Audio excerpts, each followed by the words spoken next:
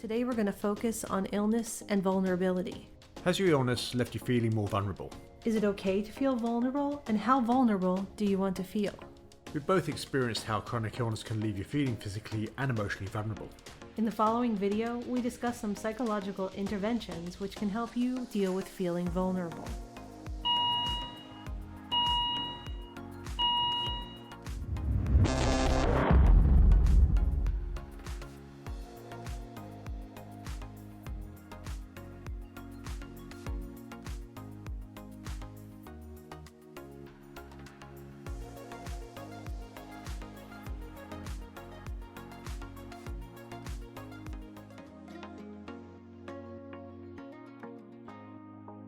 Defined as the feeling of not being able to defend yourself against harm, vulnerability often coincides with operating at a diminished capacity, which restricts you and your ability to cope with adversity and challenging situations. For many, vulnerability can be either physical, social, financial, or psychological. Those of us battling chronic illness can experience all four of these. Long-term illness conditions are commonly synchronous with physical pain, weakness, tiredness, and reduced mobility. Chronic conditions can also leave you feeling too drained to go out and interact with family or friends. Disruptions to one's career due to chronic illness usually have a negative impact on earning potential and finances. Uncertainty about one's medical status and the loss of who you once were can trigger negative emotions. Consequently, chronic illness is often regarded as the catalyst for all four forms of vulnerability. Physical vulnerability carries the possibility of becoming inactive. Social vulnerability can lead to a life of isolation. Financial vulnerability increases the risk of not being able to afford even the basic needs. Psychological vulnerability is the potential first step towards an emotional downward spiral.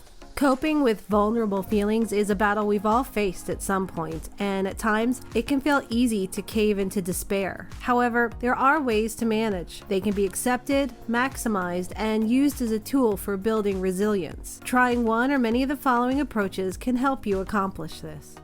The following mental health exercises have been shown to help handle vulnerable feelings and build resilience towards chronic illness. Number 1 is mindfulness. Sit for brief periods each day and allow yourself to experience fully what vulnerability feels like. Focus on where you physically experience the feeling, whether it be your head, neck, shoulders, chest, or somewhere else. Let yourself accept it and come to terms with it. Trying to resist it is likely to create further anxiety. However, learning to become comfortable with it can empower you to work through it. In addition, taking slow, deep breaths will relax you.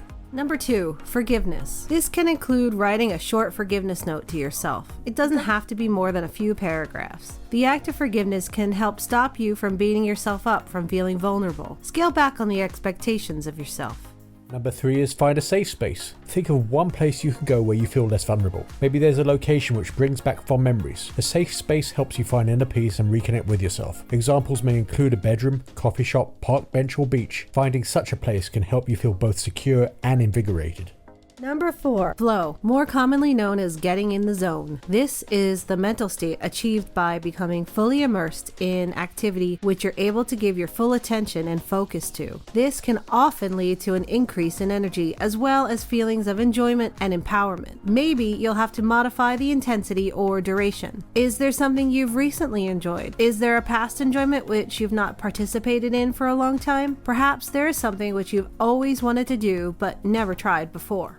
Number 5, strengths identification. Now, even though you may be operating at a diminished capacity brought about by chronic illness, it doesn't mean that you are without strengths. Take some time to identify and write down strengths that you still might possess. Have any new strengths evolved as a result of your illness? Maybe you have some dormant strengths which have yet to develop. Examples of this may include your ability to come to terms with vulnerability, acceptance, resilience, or adaptability. Celebrate what makes you strong in this period of vulnerability. Number 6, reflection. Now is the time to give yourself permission to slow down, take time out, and savor what is around you. Take it all in. Think about what the illness experience is teaching you. What are you learning about yourself? Identify if your values have changed at all. Are you able to derive any new meaning from this? We hope that you enjoyed this video and found it helpful. Did you like the ideas? Do you have any ideas of your own? Is there anything different which you would like to see us cover? If you like what you heard, we ask you to support this channel by clicking the thumbs up on this video and hitting the subscribe button. Please also use the share button to pass this information around to anyone who may benefit from it.